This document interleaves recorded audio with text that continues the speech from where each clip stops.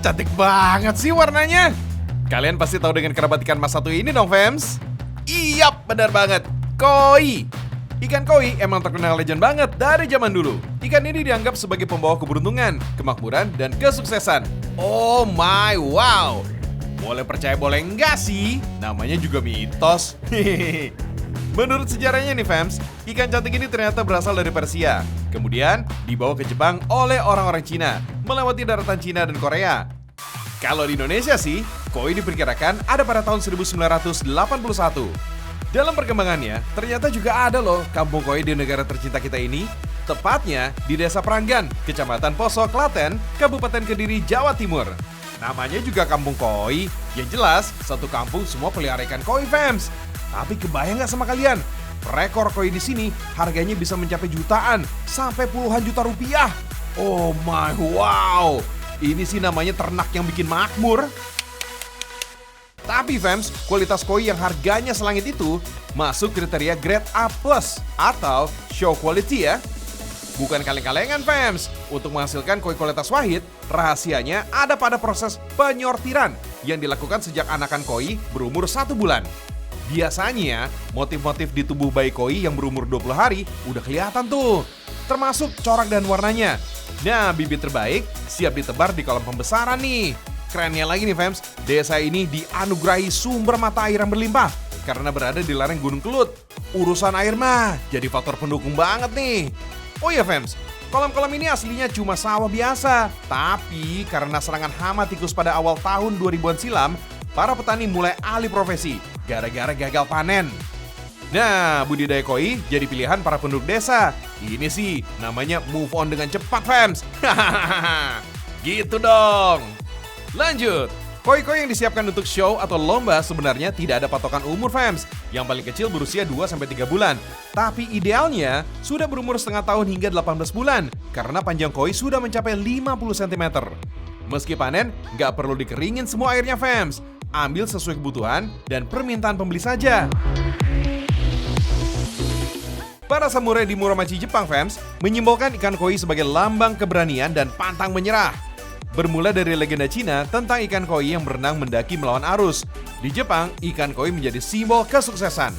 Bahkan, ikan koi juga menjadi simbol perayaan Hari Anak, Kodomo no Hi, setiap tanggal 5 Mei sejak tahun 1948. Hari libur nasional itu dirayakan dengan menampilkan boneka ksatria yang membawa bendera koinobori berbentuk ikan-ikanan. Setelah dipanen, koi harus isolasi mandiri alias dikarantina dulu fams. Proses ini dilakukan agar kulit dan warna ikan koi jadi makin kinclong dan glowing. Oh, kirain habis dari luar negeri. Berbeda dengan kolam pembesaran yang alasnya berlumpur, kolam karantina sudah ada semen yang bisa bikin koi jadi lebih bersih. Koi akan tinggal di kolam ini sampai siap dijual dan dilombakan. Kalau udah mau show, ikan koi dipindah lagi ke akuarium agar airnya benar-benar bersih. Maka harus diberi filter. Nah, rahasia air koi tetap jernih bisa dengan meletakkan batu apung dari Gunung Kelut seperti ini. Batu ini berfungsi sebagai filter alami. Kemudian, batu ditutup dengan jet mat atau bisa juga dengan jaring bekas. Di kolam karantina terakhir, ikan koi juga nggak boleh dikasih makan ya. Pokoknya harus diet ketat nih. Selain menjaga air tetap bersih, koi yang lagi puasa warnanya akan lebih terang. Mau tahu berapa harga koi grade A dan A+ ini fams? Untuk ukuran 10-15 cm aja berkisar 500.000 hingga 2 juta rupiah. Sementara yang ukurannya 40-50 cm bisa mencapai 15 juta rupiah. Wait, ini untuk ikan yang fresh graduate alias belum pernah ikut kontes ya. Negara yang terkenal dengan kualitas ikan koi yang bagus adalah Jepang fams. Tapi jangan pernah anggap remeh dengan koi lokal ya. Koi Indonesia bisa mendunia kok. Kualitas koi lokal dan koi impor memiliki kualitas dan mutu yang sama bagusnya. Balik lagi fams, ikan koi berkualitas tergantung dari pemilihan dan perawatannya saja. Yang bikin harganya makin menjulang tinggi karena ikan koi sudah menjuarai berbagai kontes dan kejuaraan tingkat dunia. Kalau yang sudah pernah menang kontes mendunia, harganya kayak si legend asal Jepang yang dihargai 203 juta yen alias 26 miliar rupiah. Yap, nolnya emang sebanyak itu fams.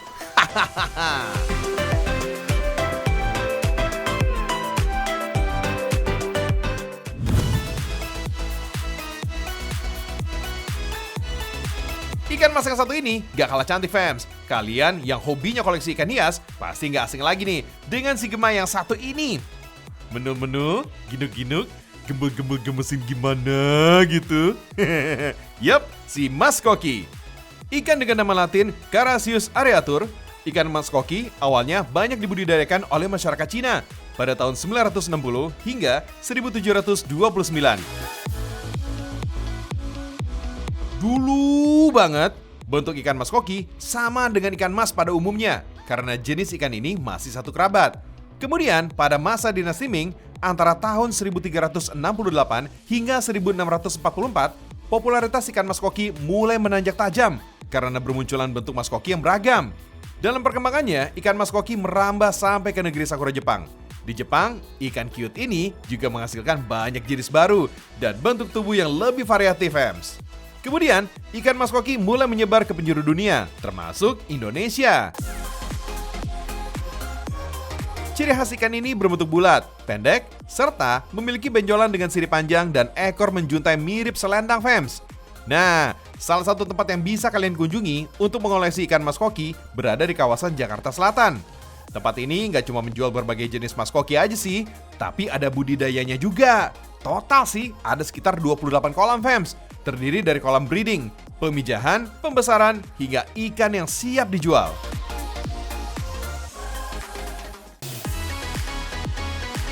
Proses breeding ikan mas koki dimulai dari umur kurang lebih seminggu atau dikenal dengan sebutan burayak. Setelah 2 bulan, ikan mas koki masuk ke kolam pembesaran sampai berusia 3 bulan. Pada umur ini, ikan mas koki sudah bisa dipelihara. Oh iya fams, untuk jenis makanan ikan mas koki ada 2 jenis, yaitu pelet dan cacing beku. Dalam sehari, pemberian makanan setidaknya dilakukan hingga 3 kali agar mas koki tumbuh dengan baik dan tentunya sehat. Anyway, untuk mendapatkan mas koki kualitas bagus, diperlukan khas khusus saat proses breeding. Usia betina minimal sudah 6 bulan, fams. Di umur ini, mas koki betina sudah siap untuk dijadikan indukan. Sementara untuk ikan mas koki jantan, usia minimal harus 1 tahun. Sekilas dari bentuknya, ikan mas koki hampir sama ya. Padahal faktanya berbeda loh. Jenis ikan mas koki pertama yaitu demakin. Memiliki karakteristik mata belok, tubuh besar, dan pergendut. Kedua, ada rancu. Ikan jenis ini tidak memiliki dorsal atau sirip bagian atas, fams. Bodi kurva parabolik, berjambul, serta tidak memiliki gondok. Secara bobot, ikan ini sama dengan jenis koki lainnya.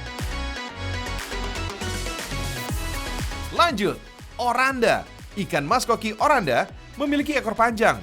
Dorsal atau bagian sirip juga panjang, fams. Memiliki jambul, tidak bergondok, dan bentuk tubuh cenderung elips. Ikan mas koki termasuk jenis ikan yang mudah dirawat. Hanya saja, kalian yang ingin memelihara ikan mas koki kudu perhatian banget nih. Kalau sama peliharaan aja perhatian, apalagi sama aku ya. Agar perawatannya selalu maksimal, selalu disiplin dalam mengganti air, pemberian makan, dan pembersihan tempat. Selain itu, ikan mas koki punya treatment khusus yang gak kalah penting, fams. Pastikan akuarium kalian sudah dilengkapi dengan aerator sebagai penunjang untuk menghasilkan oksigen yang lebih baik. 1 ekor ikan mas koki ini dibanderol dari puluhan hingga jutaan rupiah. Gimana, fams? Mantap kan? Gak kalah deh sama ikan koi atau cupang.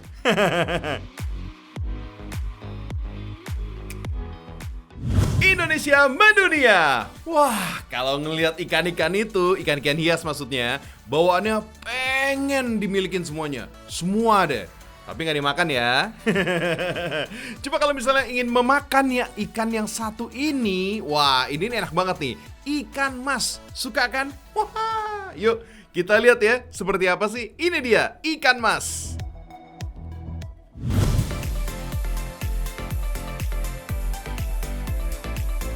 Asik nih, pagi-pagi udah diajak panen ikan, fams.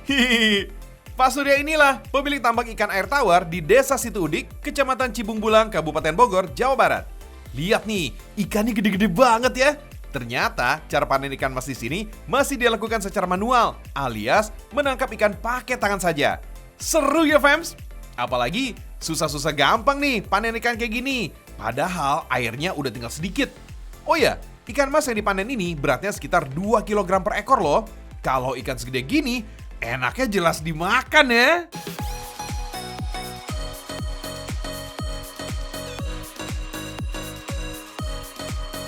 Buat kalian yang suka daging ikan, wajib banget ngerasain sajian khas kota Serang, Banten.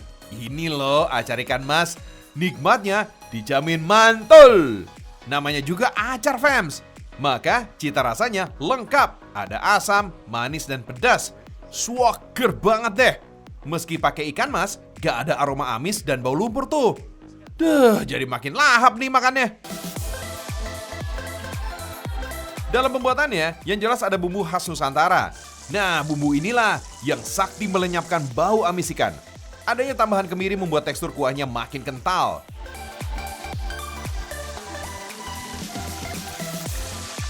Setelah ikan mas dimarinasi dengan garam, tinggal digoreng sampai kering. Lalu, tuang bumbu di atas ikan. Soal rasa, boleh diadu.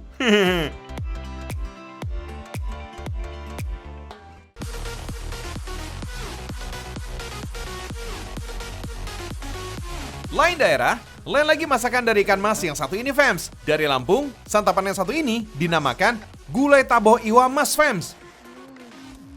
Untuk menyantapnya, sajian ini biasa dinikmati bersama-sama.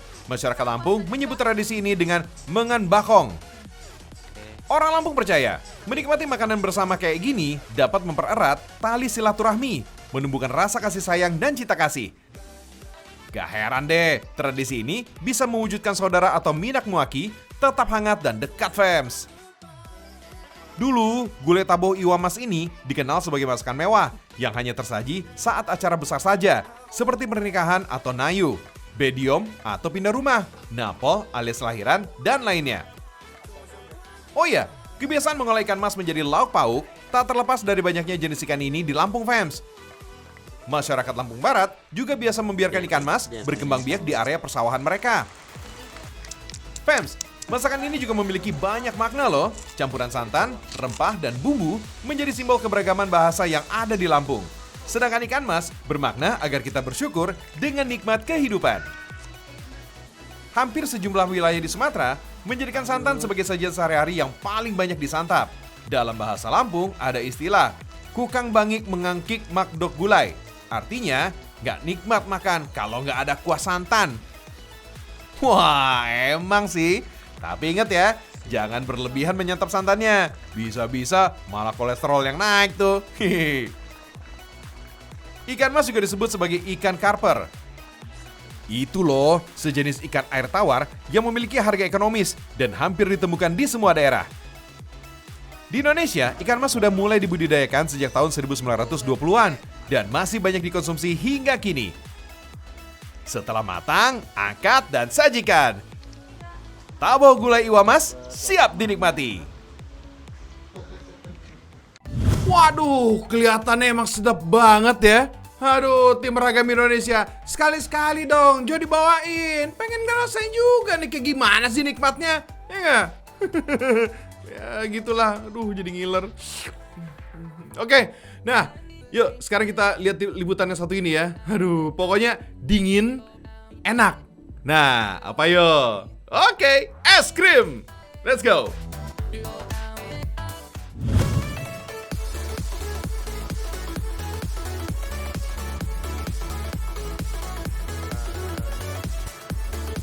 Selain punya tahu gimbal dan wingko, dari Semarang ternyata punya sajian es yang gak kalah menggoda.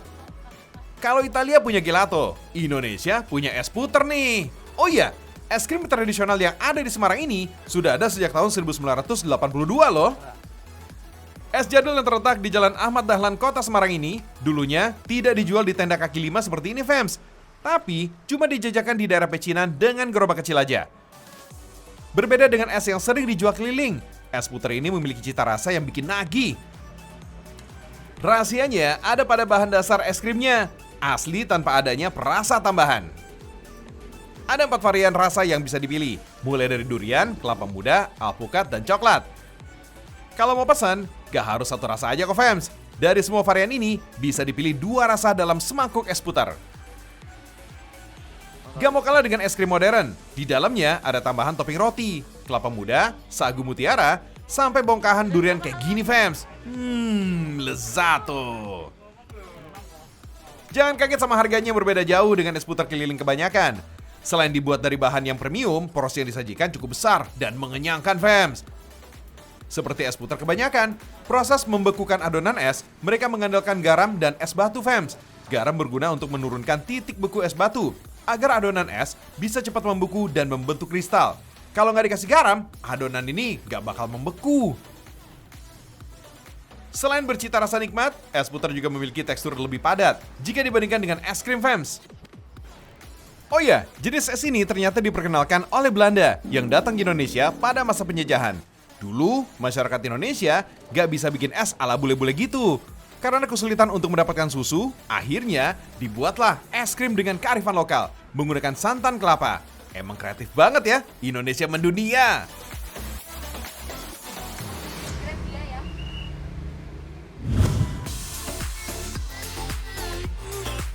Coba deh, kalian perhatiin. Sekilas, sajian satu ini kayak es krim ya, fams. Tapi ini namanya Henro Sushi. Hehe, kece banget ya. Nah, ini dia bahan yang kudu dipakai. Ada tobiko alias telur, jagung manis, blue and spicy mayonnaise, crab stick, baby gurita, timun Jepang, tamago alias omelet telur, nasi, dan nori. Siapin nori, terus taruh nasi seperti persegi 6 atau heksagon kayak gini. Berturut-turut crab stick, timun Jepang, dan tamagonya. Di satu bagiannya dibuat melebihi nasi ya. Terus gulung bentuk kerucut deh. Jangan lupa tambahin saus mayones dan tobiko. Terakhir, kasih jagung manisnya. Mau variasi lain? Ada kok. Setelah nori dan nasi, bisa dikasih baby gurita dan tobiko. Terus gulung menyerupai kerucut. Kalau nggak mau pakai mayones, tinggal taburi tobiko di atasnya. Tuh, beneran mirip kayak es krim ya.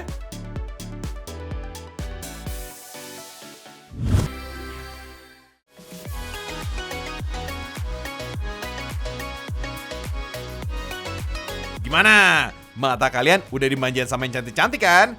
Kalau belum puas juga, tenang. Besok kita balik lagi dengan informasi unik dan menarik lainnya. Saksikan Ragam Indonesia, karena Indonesia mendunia.